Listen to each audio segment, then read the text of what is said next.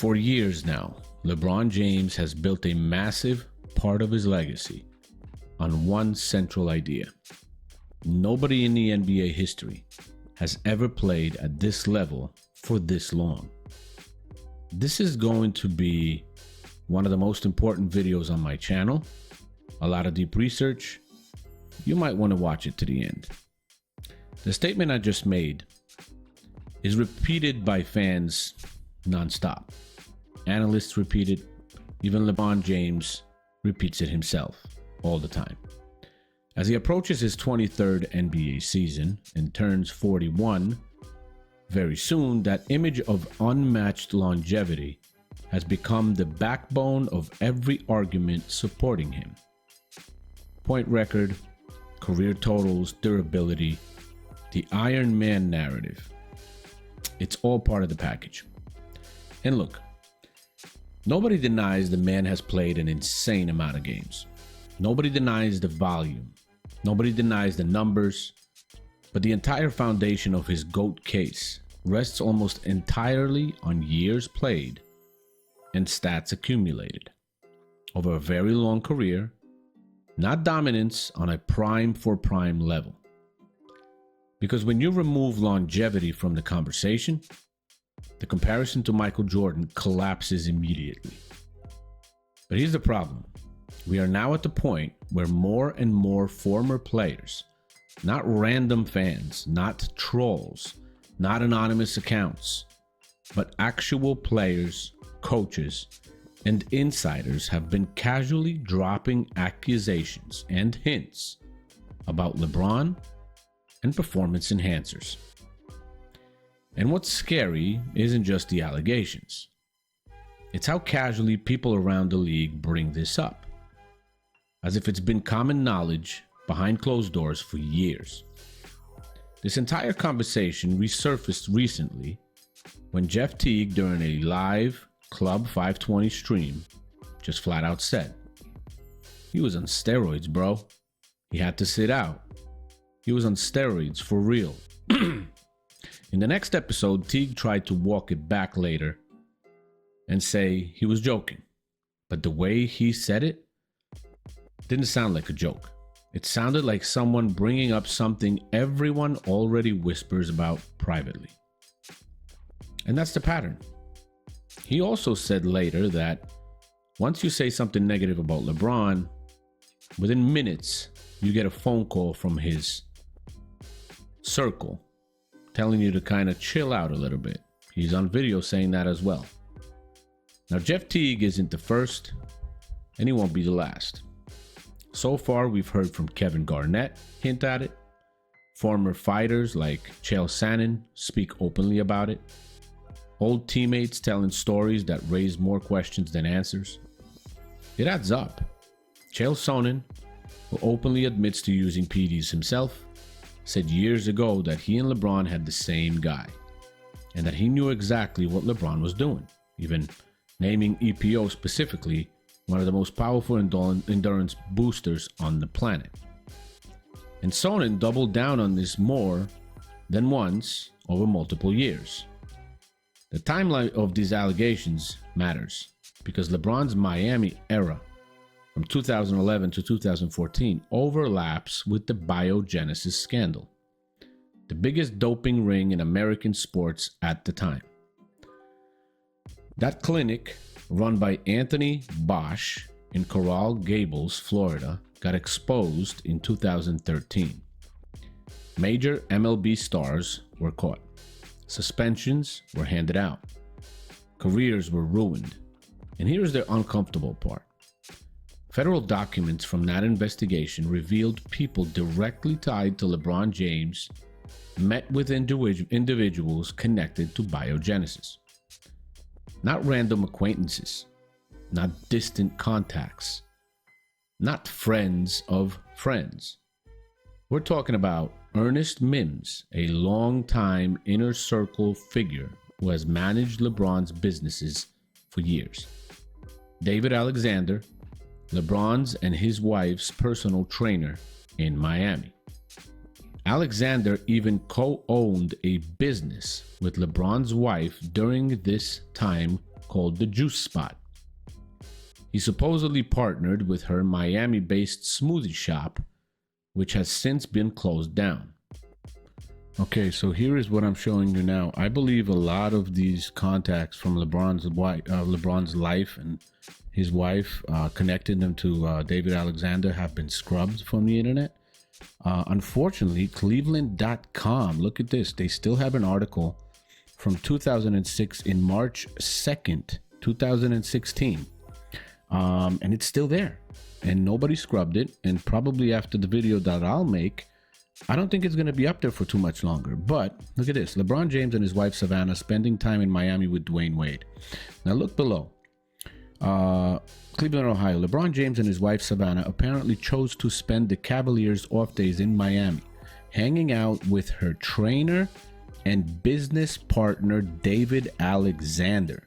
So LeBron James and Savannah were hanging out with David Alexander. And a lot of websites after that and articles and all that kind of stuff are saying that he never had any contact with him, didn't really know him, all that other crap. So it's a story covering up a story, in my opinion. Below it says pictures and videos of the James couple, Alexander, and others at a bar and restaurant on Tuesday night are all over their various social media accounts. How much you want to bet you ain't going to find that anymore on any of their accounts? And then below, one of the videos posted apparently to Alexander's Snapchat, as reported by the Big Lead website, is of James and Miami Heat star Dwayne Wade working out together at Alexander's gym, though Wade and the Heat played Tuesday. Wade seemed to suggest the workout was Wednesday. It's the gym I worked out at. We worked together today, and that's it. That's one of my best friends, so it's not odd. Wade told Miami media, if it was somebody I didn't know, it would be a little different. Very interesting. Now look at this. Yes, James used to play for the Miami Heat, but since he's returned to Cleveland, he's made at least 3 in-season getaways to Miami when the situation presented itself. Now, if you click this link, page not found, scrubbed away, disappeared. Now, isn't that surprising? And then James' wife and Alexander, as previously mentioned, are business partners. They were on that juice shop that I mentioned before. They opened a juice store in Miami and will likely open one in Cleveland. Also, Alexander trains Mrs. James. So James and Wade, it's well documented, are buddies. And James usually works out at Alexander's gym when he goes to Miami. Obviously, when LeBron James takes his time away from the sun, is a nice place to come to get away for a couple of days when you coach and your organization allow you to get away and clear your mind, Wade said. So it's not odd to work out with someone I've been working out with for 13 years. So Wade has a deep connection to this guy as well. All right, so let me just tell you one thing. This photo that you're looking at is LeBron James in the middle with Savannah. And then on the left side, in that white shirt and grayish jeans, the guy behind the woman in the black shirt, that is David Alexander. Now, if you go on Google and you put David Alexander, LeBron James, not one photograph will show up of them two being together. But because that article that I showed to you before mentioned that they were together at a bar and these photos were shared on the social media, I searched David Alexander, LeBron James at a bar. And this photo is the only one that came up. So if you search that direct phrase, this photo shows up on Google. So you can try it. This is not, I'm not BSing you right here. This comes up. So it looks like all the social media has been scrubbed and a lot of different websites, but there's also one more thing. If you click this photo, the link that it leads to the article that I showed you. That means that it was featured in that article, but it is nowhere visible in that article. So it's actually on the website, still uploaded, but they removed it from the article itself to not show it, which is just insanely weird to me. Why cover your tracks like that? I don't understand. Let me keep going. Both men, Ernest Mims and David Alexander, were caught on DEA surveillance meeting with Carlos Acevedo, a partner of Bosch, and eventually a convicted co-conspirator in the operation. Mims is one of the four closest friends of LeBron's, at the same level as Rich Paul and Mav Carter. He's said to be one of the four horsemen. I want to also show one more thing for you as well. Here is Victor Conte, now defunct Balco, which is Bay Area Laboratory Cooperative, notorious for providing performance-enhancing drugs to star athletes in the early 2000s. The reason I'm mentioning Victor, and I'll tell you, to listen to his statement, is because of what Kevin Garnett said here. One rollout, get a bucket. 3 dribbles? No way. I'm talking about. Get a bucket on. No. Man, come on. That little dude is explosive, bro. He is, but you seen his dad? His dad on that balcony. Garnett just said that LeBron is on that balcony. As I mentioned, Victor, the Bay Area Laboratory Cooperative, Balco, Victor was the founder for that laboratory and pled guilty and served a jail sentence for charges of distributing steroids and money laundering. Now, this is what Victor said about LeBron when asked by Jason Whitlock. Kevin Garnett makes a statement during a podcast that LeBron's on that new Balco, blah, blah, blah. And there's been a lot of rumors and speculation, and the whole Biogenesis, I think, DEA investigation. People attached to LeBron were connected to that. I'm trying to ask that's fair to LeBron. Should we be suspicious of the longevity of LeBron's career? Yes, there's reason for suspicion. Okay. I want to be fair to LeBron. There is no evidence that I know of that's conclusive. And we have to factor in what they call the standard. Like you have the beyond a reasonable doubt in criminal court. You have the preponderance of evidence in a civil court. Then you have what they call comfortable satisfaction that arbitrators use in the world of sport. These things that you just mentioned, his manager, his agent, his wife, his trainer, all being connected to the Biogenesis clinic, as well as another drug dealer at a gym. So it wasn't just Biogenesis, there was another connection as well. And then some of this testimony that, his agent on a monthly basis was going by the Biogenesis clinic and picking up a package of PEDs with the initials LJ on them.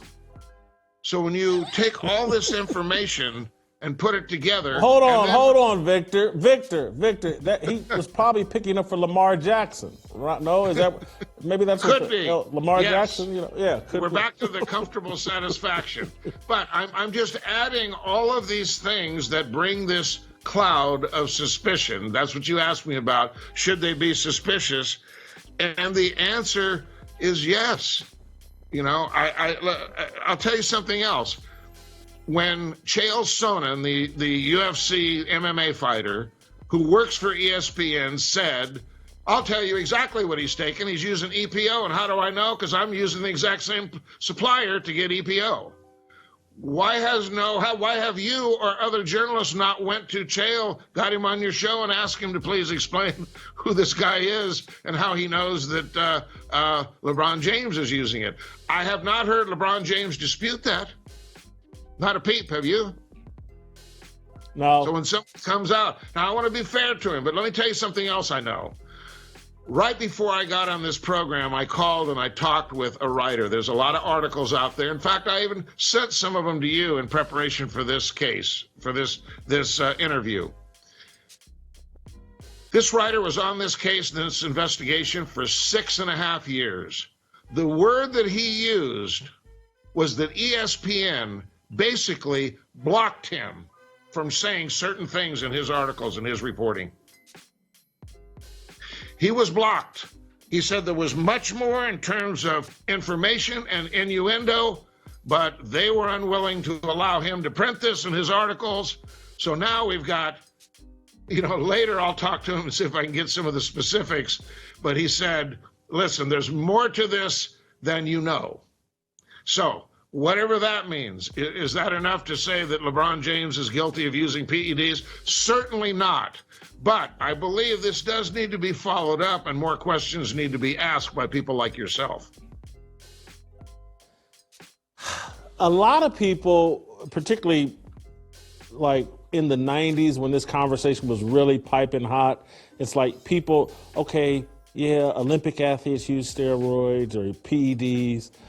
Baseball players, home run chase, they use it, and football players. It's like people thought, like, well, basketball players, they're too athletic. They don't need to use performance-enhancing drugs. There's no reason. And then Derrick Rose, at the apex of his career, he complained and said, like, man, I think like 70% of these guys are cheating in some capacity. And I don't think people fully grasp that performance-enhancing drugs help basketball players just as much as any other sport. But let's be clear. Nobody has ever proven LeBron personally receiving anything. No documents show his name. No test results have come out. Nothing official links him directly. But think about it. LeBron would have to be a complete idiot to directly pick up anything close to resembling PEDs by himself. But who would he not be an idiot to send? One of his closest lifelong friends. Hence, we have Mims. And I'm telling you, once someone sees the article I just showed, it is going to disappear pretty soon as well. I took screenshots of the links and the screenshot of the actual article as well in whole, so I can use it if I have to in future videos. Now, LeBron's proximity to all of this is undeniable, and the timeline is brutal, especially when you pair it with the unbelievable amount of miracle recoveries LeBron has had throughout his career. Think about it. 2014 Cleveland run. LeBron suddenly leaves mid-season for 2 weeks, goes straight back to Miami, comes back noticeably slimmer, and instantly playing better than he did before he left. 2023 foot tendon injury. Doctors reportedly recommended season-ending surgery.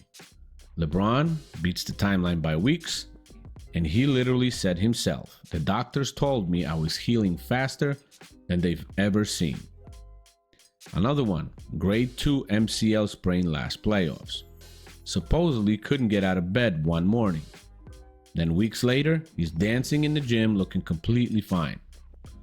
Tristan Thompson, one of LeBron's closest friends, suspended in 2024 for PEDs. Thompson literally says his relationship with LeBron goes way deeper than basketball. Not guilt by association, but definitely another pattern. You also can't ignore Derrick Rose's comments from 2011, when he called PED use in the NBA a 7 out of 10 issue. That's the year Rose won MVP. That's the year he broke up what would have been LeBron's 5 straight MVP stretch. People forget this stuff. And yes, again, none of this is direct proof. There has been no failed test, no official suspension, and no confirmed involvement. But the circumstantial evidence, the smoke, the coincidences, the people right next to him connected to all of this, there's a lot of it. There's only 2 options, in my opinion, for LeBron here. He lies about the injuries to make the failures look better for himself, or he used. Simple as that. And that is simply my own personal opinion. And the biggest red flag of them all LeBron has never once addressed any of these allegations. Not denied them, not confronted them, not even commented on them indirectly. And this is the same guy who comments on everything. Every documentary, every political issue, every Instagram rumor, every NBA debate, every narrative he doesn't like.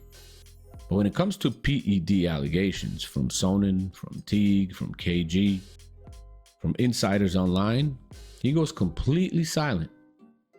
In my opinion, the only thing that can explain that is the statement the police always gives you. Anything you can say can be used against you in the court of law. Why say anything when there is a possibility it might be proven a lie? Better to stay silent. He'll send cease and desist orders for fake AI pregnancy images, but not a single legal threat towards the people calling him a cheater on public platforms. Nothing. That silence says a lot.